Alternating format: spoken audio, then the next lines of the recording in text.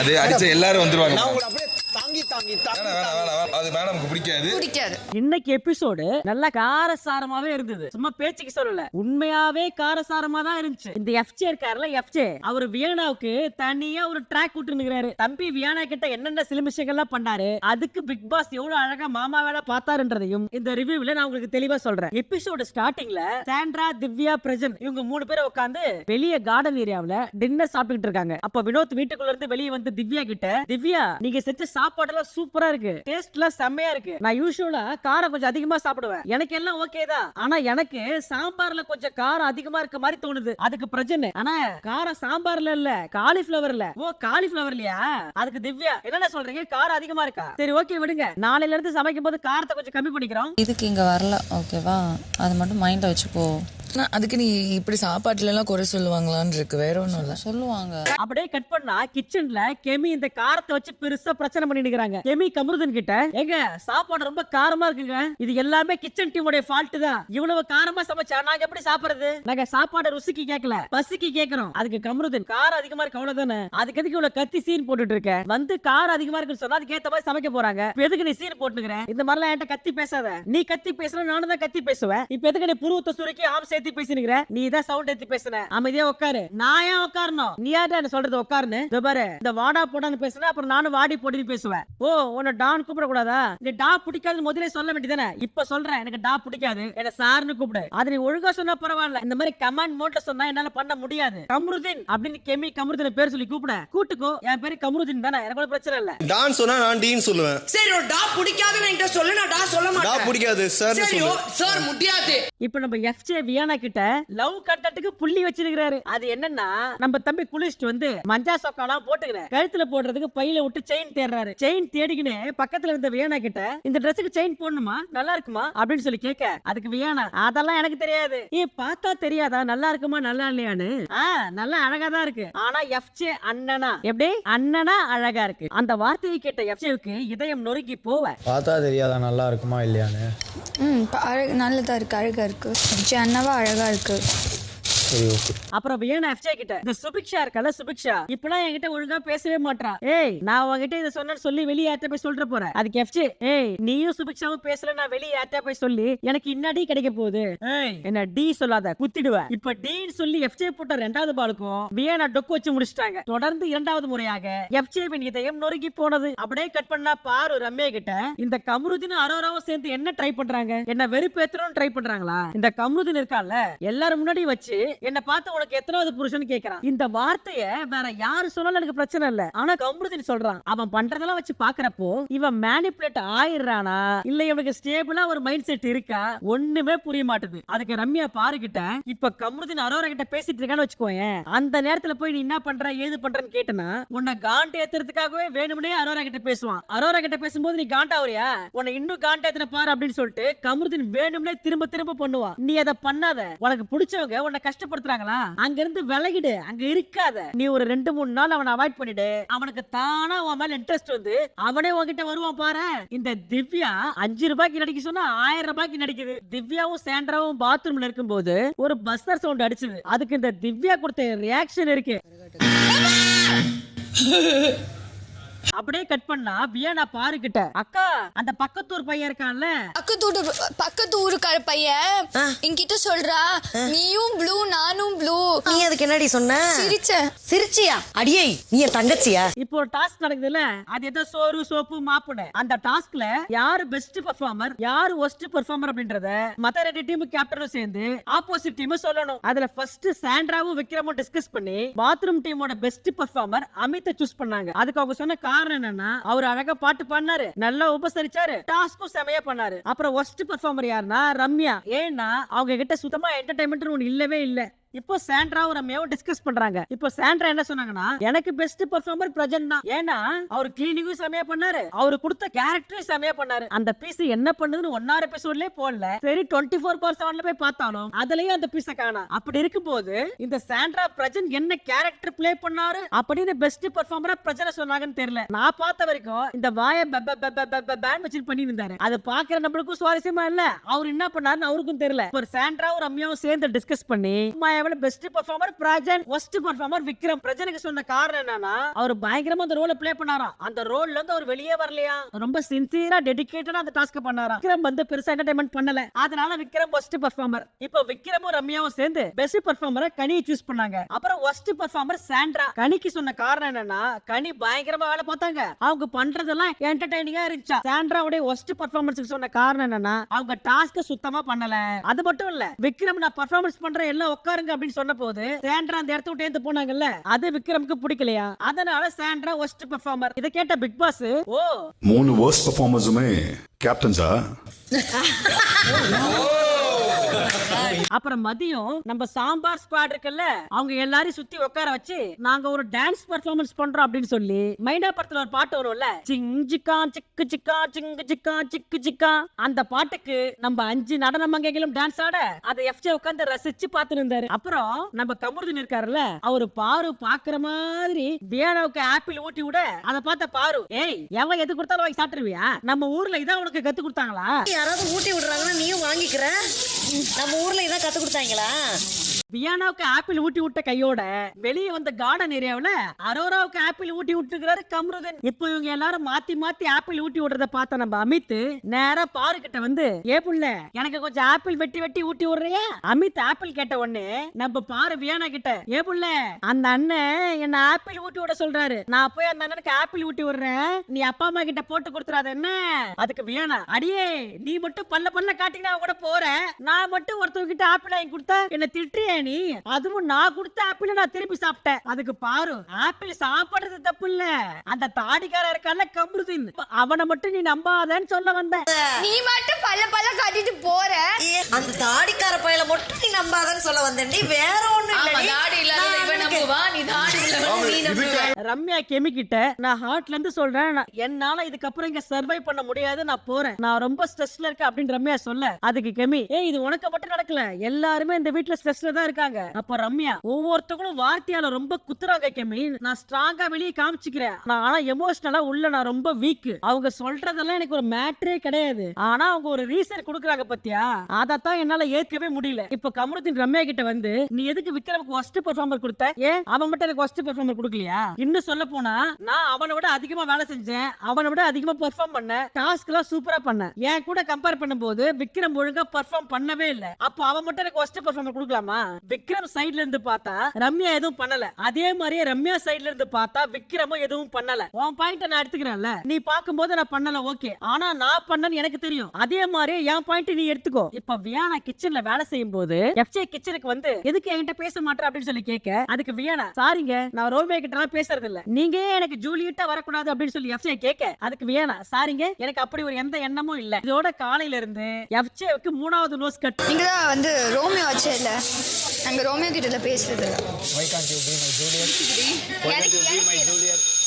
இப்ப big pass store room வழியா ஒரு ஸ்லேட் அனுப்பி அவர் என்ன சொன்னாருன்னா, இனிமே உங்களுக்கு யாருக்காவது ஏதாவது கிச்சன் டீம்ல இருந்து வேணும்னா நீங்க இதுல எழுதி வைக்கலாம், நீங்க என்ன எழுதி வச்சாலும் கிச்சன் டீம் செஞ்சு தரணும், அதாவது சாம்பார் ஸ்குவாட் செஞ்சு தரணும் அப்படின்னு சொல்லி ஒரு ஸ்லேட்டை வைக்க, இப்ப எல்லா அதுல எழுதி வச்சது fruit salad, lemon juice, veg biryani, raita, பிரிஞ்சால் கிரேவி. இப்ப வினோத் கிச்சன் டீம் கிட்ட வந்து அந்த பிரிஞ்சால் கிரேவி இருந்ததுல அத கொஞ்சம் ஸ்பைசியா செஞ்சு தர சொல்லி எழுதி வச்சுட்டு போயிட்டாரு. அப்படியே கட் பண்ணா வியானா பாத்ரூம் போறதுக்காக பெல் அடிக்க, அப்ப நம்ம ஃப்ளஷ் ஃபைட்டர்ஸ் அவங்களுக்கு ரெட் கார்பெட் விரிக்க வியானா கார்பெட் மேல நடந்து போனாங்க. அப்ப நம்ம சூரிய வம்ச சென்ட்ராஸ் மாதிரி கார்பெட் மேல கைய வச்சு, நீ ஏன் கை மேல நடந்து வச்சல்லும் நான் உன்னை தாங்குறேன் அப்படின்னு சொல்லி வியானா பார்த்து ஒரு அம்பு விட, அப்ப வியானா என்னடா இது தொல்லையா போச்சு அப்படின்னு எஃப்ஜே கையை விட்டு ஒதுங்கி ஓரமா நடந்து போனாங்க. எல்லாரும் வந்துருவாங்க. நான் உங்களை அப்படியே தாங்கி தாங்கி தாங்கி வேணாம், அது மேடம்க்கு பிடிக்காது, அவங்க அந்த மாதிரி கொடூரமானவங்க கிடையாது, அடுத்தவங்க மனசை மிதி. அப்ப எஃப்ஜே மறுபடியும் வியானா கிட்ட, என் கையில பூ விழுன்னு நான் காத்து நிக்கிறேன், ஆனா நீங்க என் கையில வந்து விழுந்தா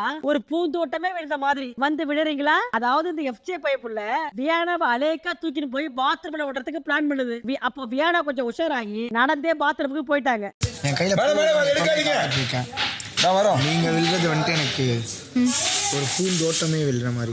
இப்போ அடுத்தது எல்லாரும் கிச்சன்ல உட்கார்ந்து சாப்பிட்டு இருக்கும்போது அரோரா திவ்யா கிட்ட எனக்கு கொஞ்சம் கத்திரிக்காய் கிரேவி தருவீங்களா அப்படின்னு சொல்லி கேட்க, அந்த காரமான கிரேவி ஸ்பெஷலா வினோத்துக்காக பண்ணது. அது காரமா இருக்கு அப்படின்னு சொல்லி வினோத்துக்காக மட்டும் தனியா எடுத்து வச்சிருக்காங்க. அப்ப அரோரா அந்த காரமான கத்திரிக்காய் கிரேவியை கேட்க, கொஞ்சமா தான் இருக்கு, அது வினோத்துக்காக பண்ணது, ரொம்ப காரமா இருக்கும். ஏன்னா ஒரு காரமா கேட்டாரு. இத சாப்பிட்டுட்டு காரமா இருக்குன்னு யாராவது சொன்னீங்க அப்ப செம காண்டாயிடுவேன். நான் திரும்ப சொல்றேன், இது உங்களுக்காக பண்ணல, வினோத்துக்காக பண்ணது. இப்படி சொல்லிக்கிட்டு அரோராவுக்கு 2 கத்திரிக்காய் எடுத்து வைக்க, அப்ப பிரஜனும் எந்திரிச்சு வந்து திவ்யா எனக்கும் 2 கத்திரிக்காய் கொடுன்னு கேட்க அவருக்கு 2 கத்திரிக்காய் வச்சாங்க. இப்போ திவ்யா யாரெல்லாம் காரமா சாப்பிடுவாங்களோ அவங்கள வந்து கேட்க அவங்க எல்லாருக்கும் ஒரு 2 பீஸ் எடுத்து வச்சாங்க. இத பார்த்த கெமி அங்கிருந்து வந்து எல்லாருக்கும் ஏதோ வைக்கிறீங்கல்ல அத எனக்கும் வைங்க அப்படின்னு சொல்லி கேட்க, அதுக்கு திவ்யா ஏமா நீ தான் காரமா சாப்பிட மாட்டியே அப்புறம் எதுக்கு கேக்குற, அது எல்லாரும் சாப்பிடுறத பார்த்தா எனக்கும் நாக்கு ஊறுது, எனக்கும் கொஞ்சம் தருவீங்களா?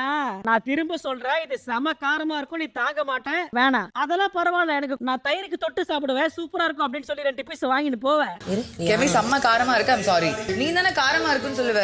ஆமா தயிர் போட்டா காரம் சாப்பிடலாம்ல. இப்போ கெமிக்கு வச்ச உடனே ரம்யாவும் வந்து எனக்கும் கொஞ்சம் கத்திரிக்காய் கொடுங்க அப்படின்னு சொல்லி கேட்க, அப்போ திவ்யா இத பாருமா இது எல்லாருக்காகவும் பண்ணல, டாஸ்க்குக்காக வினோத்து கேட்டாரு, வினோத்துக்காக கொஞ்சமா பண்ணும் அப்படின்னு சொல்லிக்கிட்டு ரம்யாவுக்கு 2 பீஸ் வைக்க, இப்ப சைடுல கெமி எல்லாருக்கும் கொடுக்குறீங்கல்ல ரம்யாவுக்கு கொடுங்க அப்படின்னு சொல்லி சொல்ல, ஆல்ரெடி ரம்யாவுக்கு வச்சாச்சு, ரம்யாவும் வாங்கிட்டு போயிட்டாங்க. ஆனா இந்த பீஸ் தேவையெல்லாம் வாய விட்டு திவ்யா கிட்ட பிரச்சனை பண்ணிட்டு இருக்கு. இப்ப கெமி என்ன சொல்றாங்கன்னா, அதுன்னா வினோத்துக்கு மட்டும் கொடுக்குறீங்க, எல்லாருக்கும் கொடுங்க. எங்க வினோத் தான் எழுதி போட்டாரு அவருக்கு தனியா வேணும்னு சொல்லி, அதுக்காக அவருக்கு மட்டும் பண்ணது, அதெல்லாம் ஒத்துக்க முடியாது, கொடுத்தா எல்லாருக்கும் கொடுக்கணும். யாராவது எழுதி போட்டாங்கன்னா அது எல்லாருக்கும் சேர்த்து செய்யுங்க. இப்ப எல்லாருக்கும் பரிமாறுறீங்கன்னா எனக்கும் சாப்பிடதான் தோணும். இப்ப கெமி சொன்னதை கேட்ட திவ்யா, அரோரா இப்ப பாத்தியா எல்லாம் ஒன்னாலதான், நான் அப்பவே சொன்னேன் காரமா இருக்கு வினோத்துக்கு மட்டும் தான் அப்படின்னு சொல்லி, நீ கேட்டதால உனக்கு கொடுத்த, இப்ப பாரு எல்லாரும் எனக்கு வேணும் பிரச்சனை பண்ணிட்டு இருக்காங்க. அப்ப சாண்ட்ரா சைடுல ஏங்க காரமா இருக்குன்னா ஓரமா வச்சுக்கோங்க, வேற என்ன பண்ண முடியும் அப்படின்னு சாண்ட்ரா கேட்க, வேற என்ன பண்ண முடியும்னா எனக்கு புரியலையே, நீங்க என்ன சொல்ல வரீங்க, கிச்சன் டீம்ல இருந்தா இப்படித்தான் பதில் கொடுப்பீங்களா? அதை கேட்ட சாண்ட்ரா திவ்யா கிட்ட, நான் அப்பவே சொன்னேன் அதை வினோத்துக்கு எடுக்காதன்னு சொல்லி சொன்னேன், இந்த மாதிரி பிரச்சனை பண்ணுவாங்கன்னு எனக்கு முன்னாடியே தெரியும், நீ எதுக்கு அதை எடுத்த? இப்ப கனியும் வந்து கெமிக்கு எக்ஸ்பிளைன் பண்றாங்க, ஏங்க அது டாஸ்க்கு ஸ்பெஷலா பண்ணதுங்க, அது எப்படிங்க எல்லாருக்கும் கொடுக்க முடியும் அப்படின்னு சொல்லி கனி எக்ஸ்பிளைன் பண்ண, அப்பயும் கெமி மண்டையில என்ன சொல்ல வராங்கன்னு ஏற மாட்டேங்குது. இப்ப வெளியே வியானா எஃப்ஜே கிட்ட உள்ள கெமி சண்டை போடுறா, ஒண்ணுமே இல்லாத விஷயத்துக்கு ஓவரா கத்தி நிக்கிறா உள்ள. இப்ப அவளுக்கு காரமா இருக்கான் அந்த டிஷ்ஷே அப்படிதான். இப்போ திவ்யா உள்ள இருந்து வெளியே வந்து எஃப்ஜே கிட்ட, எஃப்ஜே நான் இனிமே சமைக்கல எஃப்ஜே, ஒருத்தவங்க காரமா வேணும்னு சொன்னதால தானே நான் சமைச்சேன், நான் கெமி கிட்ட வைக்கும் போதே சொன்னேன் இது காரமா இருக்கு உனக்கு வேணாம் அப்படின்னு சொல்லி. கத்திரிக்காய் வினோத் அண்ணனுக்கு ஸ்பைசியா பிடிக்கும், அவரு ஸ்பைசியா கேட்டாரு, அவருக்கு ஸ்பைசியா பண்ணிருந்தோம். நான் வினோத் அண்ணனுக்கு செஞ்சதை பார்த்து அரோரா என்கிட்ட கேட்டா எனக்கு கத்திரிக்காய் வேணும் அப்படின்னு சொல்லி, நான் அப்பவே 2 நிமிஷம் யோசி, சரி புள்ள கேக்குதே போனா போதுன்னு சொல்லி 2 பீஸ் எடுத்து வச்சேன். இப்போ அரோரா கேட்கும் போது மத்த 2-3 பேர் கேட்டாங்க ஸ்பைசியா சாப்பிடுறவங்க, அவங்களுக்கும் நான் வச்சேன். அப்ப கெமி வந்தா எனக்கும் வேணும் அப்படின்னு, நான் அவகிட்ட சொன்னேன், நேத்து எல்லாருமே கம்ப்ளைண்ட் பண்ணாங்க சாப்பாடு காரமா இருக்குன்னு, இந்த கத்திரிக்காய் காரமா இருக்கும் உனக்கு வேணாம் அப்படின்னு சொல்லி நான் கெமி கிட்ட சொன்னேன். அப்ப அவ சொன்னா நான் தயிர் சாப்பிடுறேன் எனக்கு கொடு அப்படின்னு சொன்னா, சரி சாப்பிட்டு தொலை அப்படின்னு சொல்லி அவளுக்கு 2 பீஸ் வச்சேன். இப்போ அந்த 2 பீஸ் வச்சுன்னு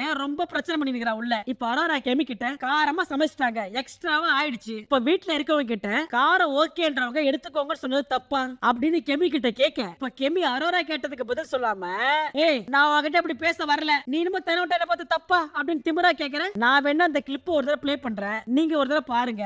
இதை விட பொறுமையா கெமி கிட்ட எப்படி சொல்ல முடியும்? காரமா சமைச்சிட்டாங்க, எக்ஸ்ட்ரா ஆயிடுச்சு, இருக்கவங்க கிட்ட காரம் ஓகேனா எடுத்துக்கோங்கன்னு சொல்றது தப்பா? இப்ப சுபிக்ஷாவும் வந்து கெமி கிட்ட, ஏங்க அவங்க உங்ககிட்ட சொன்னதும் ஒரு கன்சர்ன்ல தான், உங்களுக்கு காரம் பிடிக்காதுன்னு முதல்ல சொன்னாங்க, நீங்க தான் வாண்டடா வாங்கி சாப்பிட்டு நிக்கிறீங்க, எனக்கு சத்தியமா சாப்பாடுனா பசிக்கும், எனக்கு வேணும் தெரியுமா?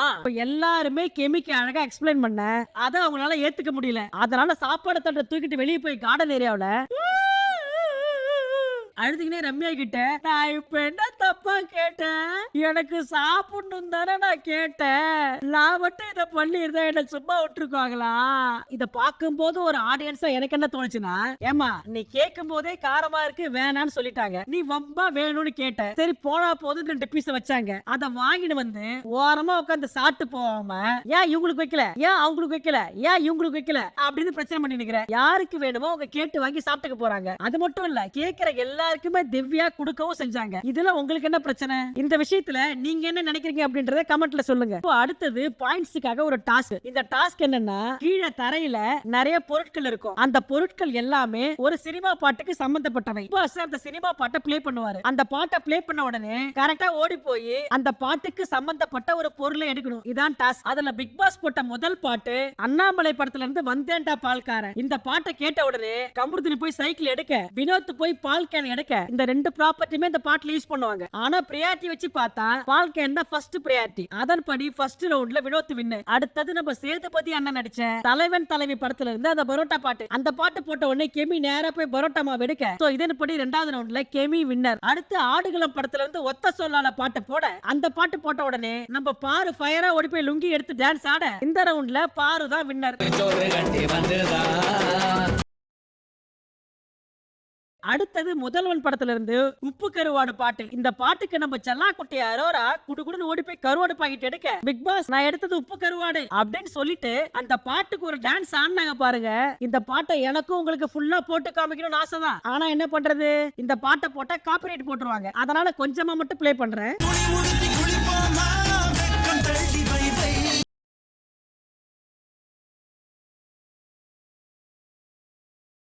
இந்த பாட்டுல உண்மையாவே அரோராவோட டான்ஸ் சூப்பரா இருந்துச்சு. அந்த டான்ஸ பார்த்து பிக் பாஸே பாராட்டினார்னா பாத்துக்கோங்களேன். By the way Aurora, yes boss, நீங்க இந்த வீட்டுக்கு வந்ததுல இருந்து இதுதான் உங்க மேக்ஸிமம் எனர்ஜி.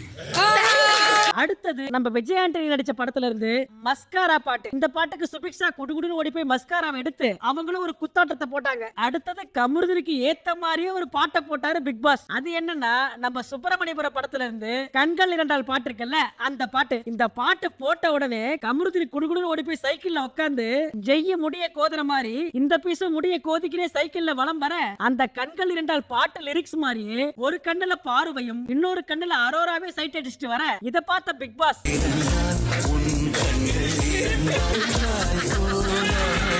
அடுத்தது நம்ம தளபதி விஜய் நடிச்ச கத்தி படத்துல இருந்து செல்ஃபி புள்ள பாட்டு போட, நம்ம அரோரா குடுகுடு ஓடி போய் போன் எடுக்க, அப்ப நம்ம ஆப்போசிட் டீமான கமருதீன் அரோரா கூட போய் ஜாலியா அந்த பாட்டுக்கு டான்ஸ் ஆட, டான்ஸ் மட்டும் இல்ல அந்த போனை வச்சு ஒரு செல்ஃபி எடுத்து பார்வையும் வெறுப்பேத்துனாங்க. இப்போ அடுத்த ரவுண்ட் ஸ்டார்ட் பண்றதுக்கு முன்னாடி பிக் பாஸ் மாப் மாயாவி கிட்ட, பின்ன இந்த டீமுக்கு விளையாடாம அரோரா கூட போய் டான்ஸ் ஆடினா, அடுத்தது பிக் பாஸ் போட்ட பாட்டு ஒரு அழகான கிராமத்து பாடல், தாமரை பூக்கும் தண்ணிக்கும் எண்ணெய்க்கும். அந்த பாட்டை போட நம்ம சுபிக்ஷா குடுகுடுன்னு ஓடி போய் தாமரைப்பூ எடுத்து அந்த ரவுண்ட்ல வின் பண்ணிட்டாங்க. அடுத்தது தனி ஒருவன் படத்துல இருந்து காதல் கிரிக்கெட் பாட்டை போட, நம்ம எஃப்ஜே குடுகுடுன்னு ஓடி போய் அந்த பேட்டை எடுத்து வியானாவை பார்த்து ஹெவியா பெர்ஃபார்மன்ஸ் பண்ணிருக்காரு. அப்போ வியானா கேஷுவலா எஃப்ஜேவை பார்த்தா கூட நம்ம கேமராமேனோட ஃபுல் ஃபோக்கஸும் வியானா கண்ணுக்கு தான். பின்ன ஆரம்பிச்சு 45 நாள் ஆகுது, இன்னை வரைக்கும் பெருசா எந்த கண்டென்ட்டும் சிக்கல. இப்போ எஃப்ஜேவையும் வியானாவையும் கோத்து விட்டா டிஆர்பி ஏறும்ல, அதுக்கு பிளான் பண்ணி தான் பிக் பாஸ் டீம் ஹெவியா ஒர்க் பண்றாங்க. அது மட்டும் இல்ல, இந்த பாட்டை முடிச்ச உடனே பிக் பாஸ் எஃப்ஜேவை பார்த்து ஒன்னு சொன்னாரு பாருங்க. பாட்டு கரெக்டா மாட்டிருக்கு. இது வரைக்கும் போட்ட பாட்டெல்லாம் ஓகே, ஆனா பிக் பாஸ் இப்போ ஒரு பாட்டு போட்டாரு பாருங்க. இந்த பாட்டு தான் பிக் பாஸ் பார்த்த பியூர் மாமா வேலை. இப்போ தாஜ்மஹால் படத்துல இருந்து அந்த சொட்ட சொட்ட நினைத்த தாஜ்மஹால் பாட்டு இருக்குல்ல, கமருதீன் தாஜ்மஹாலை வச்சு தனியா டான்ஸ் ஆடினாரு. அப்ப பாருவும் கமருதீன் கூட போய் சேர, ஆஹா என்ன ஒரு கண்கொள்ளா காட்சி. ஆனா கமருதீன் பாரு கூட ஆடிக்கிட்டு அரோராவுக்கு ஒரு சிக்னல் விட, ஆஹா என்ன ஒரு கண்கொள்ளா காட்சி. இப்போ இந்த ஃபண்டாஸ்கின் உச்ச கட்டமா இப்போ கமருதீனுக்கு பாருவே அரோராவே கோத்து விட்டாச்சு. அடுத்தது எஃப்ஜேவுக்கு வியானாவை கோத்து விட்டா இன்னும் டிஆர்பி ஏறும்ல, அதுக்காக பிக் பாஸ் போட்ட இன்னொரு பாட்டு தான் நம்ம சேதுபதி அண்ணன் படத்துல இருந்து கூட மேல கூட வச்சு.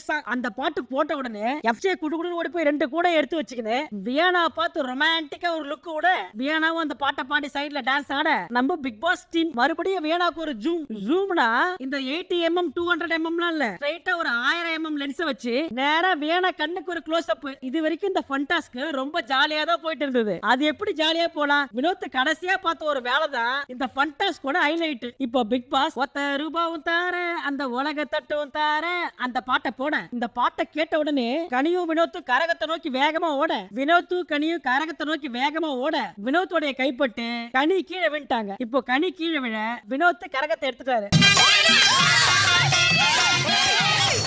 ஏங்க நான் தாங்க ஃபர்ஸ்ட் கரகத்தை தொட்ட அப்படின்னு சொல்லி கனி சொல்ல அதெல்லாம் ஒத்துக்க முடியாது, நான் தான் எடுத்தேன் அப்படின்னு சொல்லி வினோத் நிக்க, இப்போ திவ்யா வினோத் கிட்ட ஏங்க கனியை தள்ளி விட்டீங்க, நான் பார்த்தேன் நீங்க தள்ளி விட்டீங்க அப்படின்னு சொல்லி சொல்ல, ஏங்க நான் வேணும்னே தள்ளி விடலங்க, அது தெரியாம நடந்து போச்சு. அதுக்கு பாரு ஏங்க நாங்களும் நீங்க வேணும்னே தள்ளி விட்டீங்கன்னு சொல்லல, அது ஒரு ஆக்சிடென்ட்டா தான் நடந்தது. ஆனா அடுத்த வாட்டி இந்த மாதிரி கேம் விளையாடும் போது பார்த்து விளையாடுங்க. அப்ப வினோத் அதெல்லாம் ஒத்துக்க முடியாது, பிக் பாஸ் சொல்லட்டும் நான் தள்ளி விட்டனா இல்லையா அப்படின்னு பிக் பாஸ் சொல்லட்டும். அப்ப கனி எல்லார்கிட்டயும் ஏங்க இது ஒரு ஃபன் டாஸ்க், தயவு செஞ்சு எல்லாரும் அமைதியா இருங்கன்னு சொல்ல, இப்ப வினோத் அதெல்லாம் நீங்க சொல்லக்கூடாது, பிக் பாஸ் சொல்லட்டும். இது வரைக்கும் அமைதியா பேசிட்டு இருந்த பாரு ஏங்க படம் போட்டு காட்டினாதான் உங்களுக்கு புரியும் அப்படின்னா படம் போட்டு காட்டுற வரைக்கும் வெயிட் பண்ணுங்க அப்படின்னு சொல்லி பாரு கோவமா சொல்ல, வெயிட் பண்றோம் வெயிட் பண்றோம் வெயிட் பண்றோம் வெயிட் பண்றோம் அவங்க அப்படி பேசுவாங்க.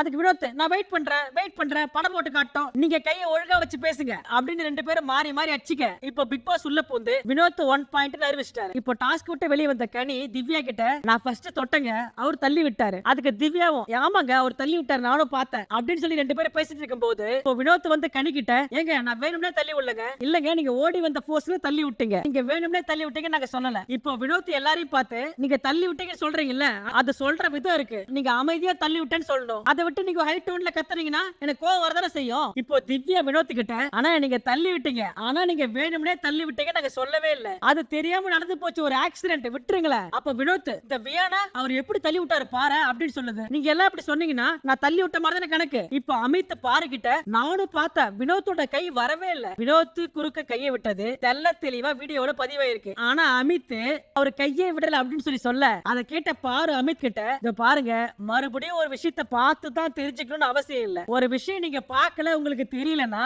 4 பேர் சொல்லும் போதாவது தயவு செய்து புரிஞ்சுக்கோங்க, அவரு கையை விட்டாரு, அத அமித் ஒத்துக்கிற மாதிரி இல்ல. அதுக்கு பாருவும் பொறுமையா அமித் கிட்ட அமித் வேணா நீங்க பண்ற தப்பு, நாங்க லிட்டரலா பார்த்தோம் அவரு கையை உள்ள விட்டாரு, நீங்க திரும்ப திரும்ப இந்த விஷயத்தை நார்மல் ஆக்க ட்ரை பண்ணாதீங்க, ஏற்கனவே எனக்கு நடந்தது, இன்னொரு தடவை நீங்க நடக்கும் போது நீங்க எல்லாரும் அமைதியா இருந்தீங்கன்னா அது சரி கிடையாது, அதை தயவு செஞ்சு நார்மலைஸ் பண்ண ட்ரை பண்ணாதீங்க. இப்போ வினோத் பாத்ரூம்ல கமருதர் கிட்ட மச்சான் நான் போன வேகத்துல போர்ஸ்ல தள்ளி விட்டானு எனக்கே தெரியல, இத ஒரு ஆள் வீட்டுல சொன்னா பரவாயில்ல, எல்லாருமே சேர்ந்து வினோத் தள்ளி விட்டா அப்படின்னு சொல்லி எல்லாரும் சேர்ந்து பழி போடுறாங்க, நான் ஏதோ பெருசா குத்தம் பண்ண மாதிரி எல்லாருமே என்னையே பாயிண்ட் பண்றாங்க, வேணும்னே ஒரு லேடிஸ் நான் இப்படா அடிப்பேன். இப்போ கமருதர் வினோத் கிட்ட மச்சான் இத பத்தி நீ பேச பெருசா என்ன இருக்கும், சைலண்டா விட்டு வேலையை பாரு அப்படின்னு சொல்லி அட்வைஸ் பண்ண, இப்போ வினோத் அமித் கிட்ட ஏங்க கனியே ஒண்ணும் இல்லன்னு சொல்லிட்டாங்க, அதோட எல்லாம் வாய மூடி கம்முனு இருக்க வேண்டியதானே, வினோத் தள்ளி விட்டாரு சொன்னா எனக்கு கோவம் வராதா, ஒரு தப்பு பண்ணிட்டேன் அதையும் எல்லாரும் திரும்ப பேசினா யாரா இருந்தாலும் கோவம் வரும், எனக்கும் கோவம் வரதான் செய்யுது. இதை கேட்ட பாரு கனி பாதிக்கப்பட்ட ஒரு ஆளு, அவங்களே கம்முன்னு இருக்காங்கன்னு தயவு செஞ்சு சொல்லாத, 4 பேர் அப்படி சொல்லும் போது நீங்க முதல்ல டென்ஷன் ஆனீங்க, நான் ஏன் டென்ஷன் ஆனா நான் பண்ணாத தப்பு,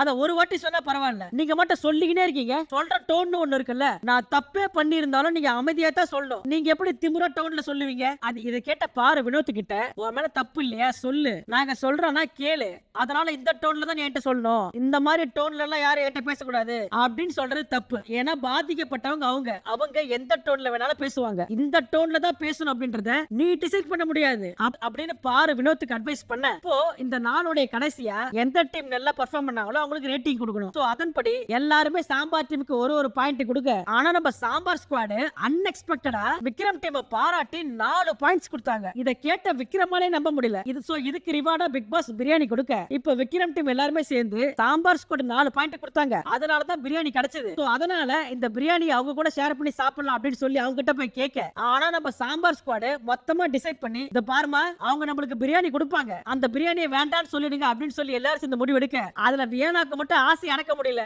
அப்போ வியானா கொடுத்த ரியாக்ஷன் மட்டும் கொஞ்சம் பாருங்களேன். இதோட இந்த எபிசோட் முடியுது. உங்களுக்கு என்னோட இந்த ரிவ்யூ பிடிச்சிருச்சு அப்படின்னா மறக்காம உங்க பொண்ணான ஃபீட்பேக்கை கமெண்ட்ல சொல்லிட்டு போங்க, நான் கண்டிப்பா உங்களோட எல்லா கமெண்ட்ஸையும் ஒண்ணு விடாம படிப்பேன். சோ ப்ளீஸ் நிறைகள் குறைகள் எதுவா இருந்தாலும் கமெண்ட்ல சொல்லுங்க. நான் உங்களை நாளைக்கு சந்திக்கிறேன். என்னோட வீடியோ உங்களுக்கு பிடிச்சிருந்தா இந்த வீடியோக்கு ஒரு லைக் கொடுத்துட்டு அப்படியே ஒரு சப்ஸ்கிரைப் பண்ணிட்டு போங்க. நான் உங்களை நாளை சந்திக்கிறேன். Tata bye bye.